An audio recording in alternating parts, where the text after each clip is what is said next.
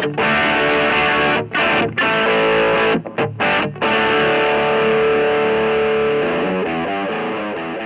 thought it would be fun to talk about what a string change means for you. Like, is it completely meaningless affair to you? Is there some consideration that you make every time you do a string change? How often do you change your strings? There's gotta be thousands of videos on YouTube about how to change strings. There have to be. So I thought I would mix in some of the psychology of changing your strings with a how-to, because I think that's funny. My humor is subtle if you haven't noticed, or at least I aim for it to be subtle. Anyway, so here we go. Here's a perfect example of a guitar that needs its strings changed. So what that means for me is quite different than what it means for most everybody. Most everybody don't have a dedicated work surface where they change their guitar strings. So most guys are gonna be doing one of these, right? Where they're taking it apart on their knee, they're probably doing it with their hand. Most of you are going to be probably, if you're changing strings often enough, you've probably gotten yourself one of these at this point. But 3 years ago, before I knew anything about guitars, and I mean anything, I really didn't. I probably would have changed my strings, like I'm finding out about most people whose guitars that I set up for them or do repairs. I might have changed my strings once every 6 months, and I think that's pretty common. I think that I am truly now in the minority of people who have guitars at home because of what I do now. But back when I was just didn't know, started watching Davey on YouTube, this is how I would have changed my strings. So the fact that I have a dedicated table and a dedicated place to change my strings, and I've gone out and I've bought this little tool, which I think is absolutely fantastic. They sell them in... By the way, if I ever show you anything, I'm not product endorsed. None of this stuff is given to me. This is all stuff I've bought. So if I'm telling you I like it at the moment, it's because I paid for it and I truly do like it. I love this thing. These are like 20 bucks. Just put batteries in them. The batteries last for ages and ages, and like, I change a lot of guitar strings, so if you're just a guy who owns 3 or 4 or 5 guitars and maybe you gig or whatever, every guitar shop sells these things. They're like 20 or 25 bucks. They're not expensive. They're so worth it. So, because this guitar happens to need its strings changed, some of the technical details I'm gonna pass on would be within regards to Gibson style guitars with this style of bridge and this style of 3-on-3 tuners, because there are some differences in how I treat a string up. And I think, honestly, I'm like all of you I'm like any of you who have watched or are watching this video for that purpose. I've watched all the videos on how to do string changes. I've watched hundreds of videos on YouTube. I've sat through all of those videos. And over time, I have developed my own style, and I think that's true with everyone. I don't necessarily think that you need to adopt someone's style for how they physically put strings on, like mechanically how that goes. But I think you can take tips from certain people that mesh with your style of how you do things generally. Like, I've noticed guys who will leave, for example, this stop piece, and I've probably even gotten rid of it at this point. I stopped doing this so long ago because it's just such a pain in the ass to do it that way for me. But for somebody else, that might make sense to them. Anyway, the point is, there are many guys on YouTube who I've seen who will jam something under this this tailpiece to keep it from moving while they're getting strings on and off. And I mean, I think I literally did that 1 or 2 times before I worked out that this just comes off. I mean, it does, like, that was not obvious to me when I first started doing this. And I forget sometimes that that's not obvious. I just naturally assume anybody who's watching me probably knows way more than I know. But, like, I just pull them out of here. I snip them off once I've gotten them all detuned, and I snip them off and pull them out of there very easily. This thing just goes out of the way. It doesn't mess with your setup as long as you don't. Like, if your guitar is already set up, presuming your guitar is already set up and you're just changing the strings and you don't want to mess up your setup, as long as you're not spinning these thumb wheels, you should check your setup after you string up. But let's just assume you're not there skill-wise. That's fine. Just try not to mess with the height of those. And that's really pretty simple to fix. Alright, I'm going to use this video to just answer another couple questions that were also left in that video. Somebody asked me about how I get the frets so shiny. Honestly, all I did was just buy this multi-pack from Dremel, like at Home Depot or something. And it came with these little wheels. Little polishing wheels. And this polishing compound, which I don't use that. These wheels seem to last quite a while, and I'm certain you can go back and buy just this stuff. Like, just go to Home Depot and you probably could just buy a package of those, which is what I'll do when the current lot there runs out. But at first I was burning those out really quickly, but I've done, like, I don't know, maybe a dozen guitars now or more with that. And I'm getting quite a lot of life out of it. Like, it took me a while to figure out how I was gonna do it too, because I'd never done it before. But I'd be going to a lot more trouble to protect this guitar if it wasn't mine.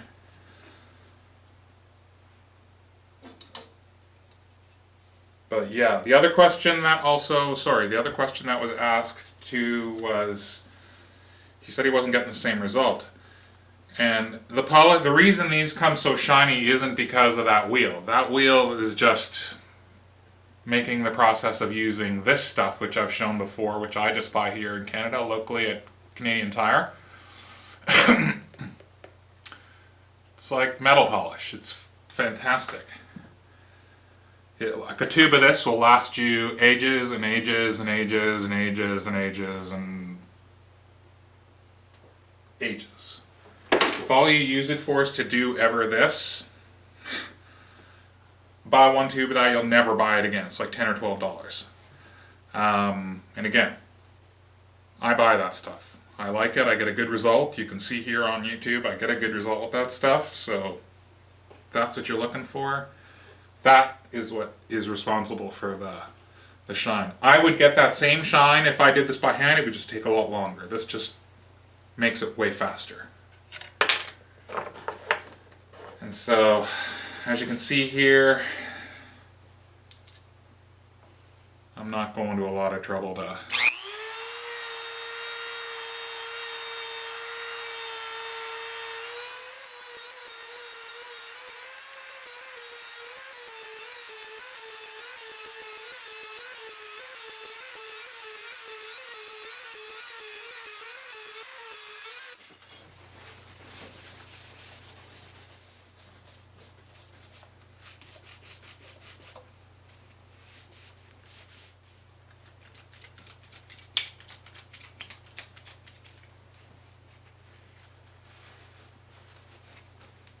What's great about shop towels, you can just turn them inside out and reuse them. And make sure that if you're lazy like me and you're suffering a case of the cobbler's shoes and just being lazy and trying to race through getting your own one done instead of doing things properly and taping it all up and just trying to do it fast and like sort of MacGyver your way through it. Just make sure you're comfortable doing what you're doing. This is my guitar, so I'm absolutely comfortable doing what I'm doing to it. If this was somebody else's guitar, I wouldn't be doing it this way. I'd be taking every precaution available to me. Okay, that's good.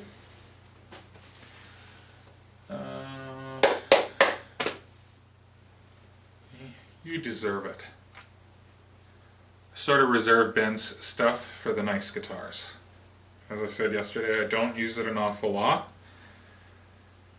because it has to be worked in. It's not easy to use like the Dunlop stuff. You have to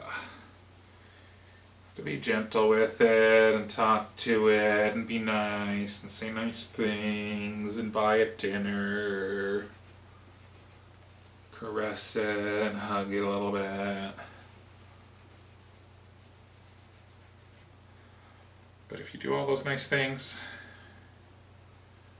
the reward is clear. You'll end up with a very nice looking, well protected fingerboard. I don't know why I always wait till so late in the day to do my own stuff. Like an hour before I gotta go pick up my kids from school. If this were somebody else's guitar, it would have been done already. I'd be editing the video right now. So yeah, that's some of the... So for me, changing the strings is like... Because A, I change strings so often on so many guitars, it's like I've... Right? Saying you do anything enough, it becomes tedious.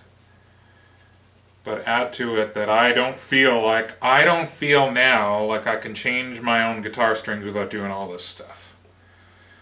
When I start thinking about changing my guitar strings... The thoughts that start racing through my mind are, to clean the fingerboard, I have to clean the frets, I have to check all the stuff and the setup and all the stuff. Now, fortunately, this one is playing really well, so I'm really just actually changing the strings. But still, this hasn't been cleaned. Been sitting here all this time since it got painted and then messed up and then came back and the same old strings on it. So this is what I mean about using Ben's stuff. You gotta kind of work it into the corners, whereas the other Dunlop stuff seems to spread a little bit. It spreads faster.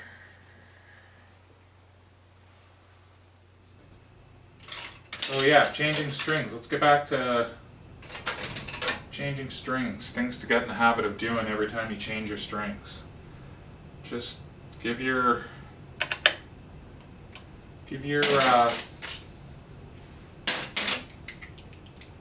tuners a quick check. 10mm usually most of the time. See? These all needed a little...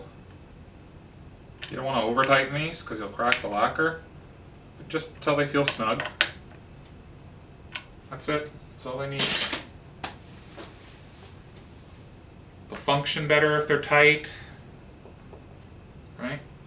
So for changing strings, so I guess I'll bring you in here close now. Alright, so when I string up any 3-a-side guitar, any Gibson style guitar like this, I like to just angle out my tuners so that the whole So when your string comes up through, it'll pass nice and easily, and you can quickly kink the string. Alright, so one of the other things that became really obvious to me really quickly, which seems obvious to me now, but clearly at the time, until I discovered it for myself the hard way.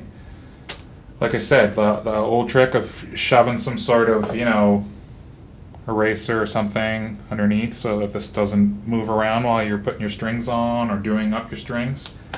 You don't need to do any of that. That's, if you just string this up off the guitar, get all your strings in here first. You don't have to fight with this on the guitar. But you wouldn't believe the number of people I see stringing these things up on the guitar. And I always wonder to myself, why are you fighting with it on the guitar? There doesn't seem to be any advantage that I can work out that makes sense for that thing to sit on the guitar. Why would it come off the guitar if it wasn't meant to? If it wasn't.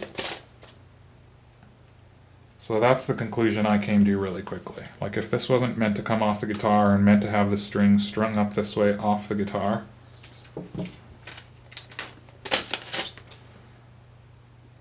and as you can see how fast strings come out of these unenvironmentally, recyclable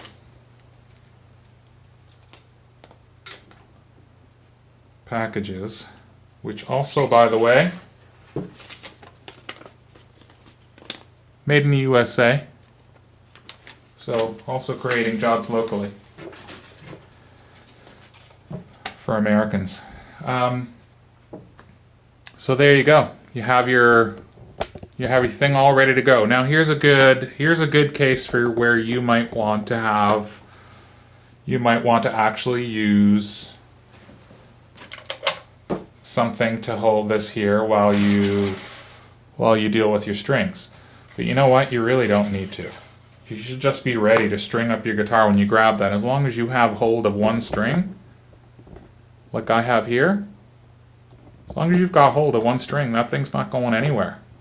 So if you're careful about how you go into this next part of it, okay, so I'm just going to trying to move you in here as close to this. Okay, so this next part of it, this is a good rule of thumb.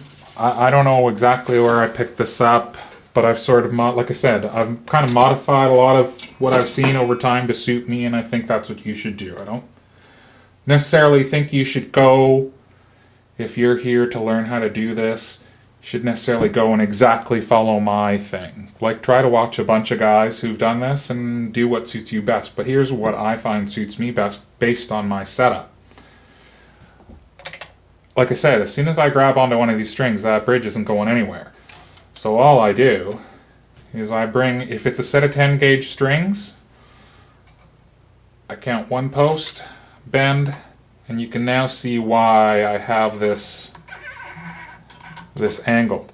And the whole time I'm keeping tension on this string so that it doesn't let go of the bridge.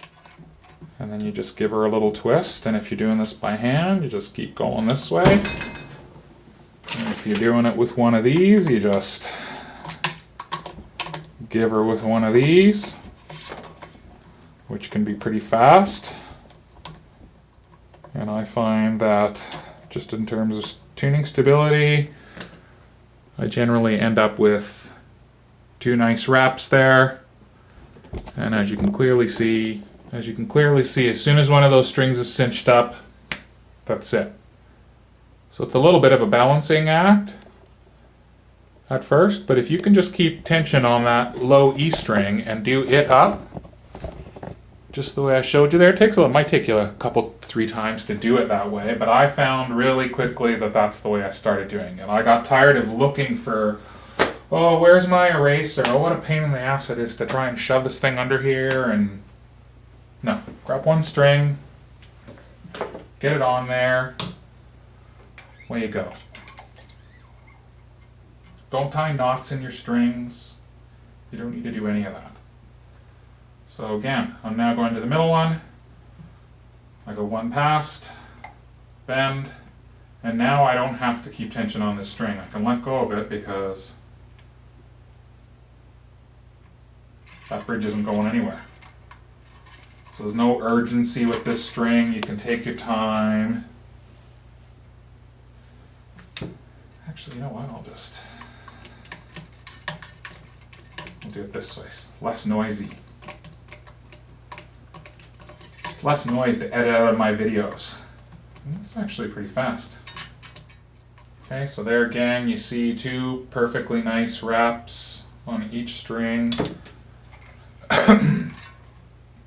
Plenty to give it grab. Excuse me. So once you get to the 3rd post, just go to the end of the headstock. Same thing. Your tuner post is already facing this way, so you can shove your string through. To get the string to bite, I usually just bend it back around.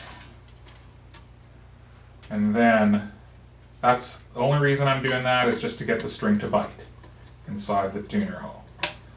That just gives me, bending it back around on itself, just gets it to bite on the other end. Now I should also mention that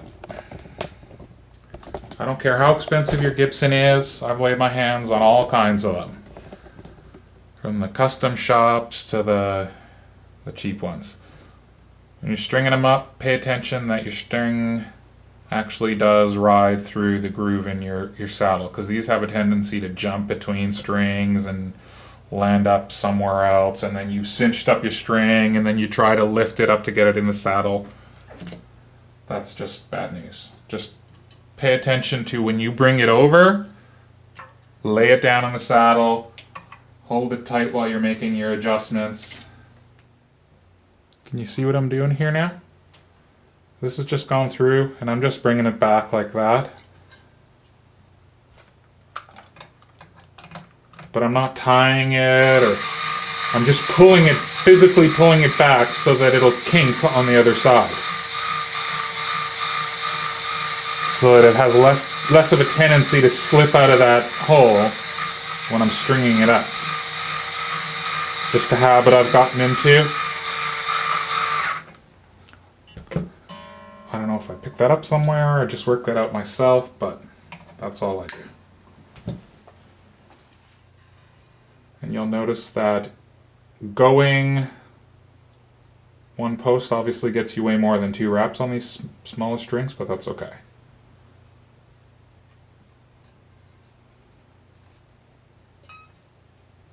It's a good amount of... You should have a few more wraps with your smaller strings anyway. So it's just a good habit to get into. Alright, so really the last thing when you're changing your strings, it's really important to just stretch your strings. Tune to pitch, stretch, stretch, stretch, stretch, stretch, tune to pitch. Okay, tune to pitch, and then again, immediately stretch. And keep doing that until it stops going out of tune. Okay, and just repeat, repeat, repeat until it stops going out of tune.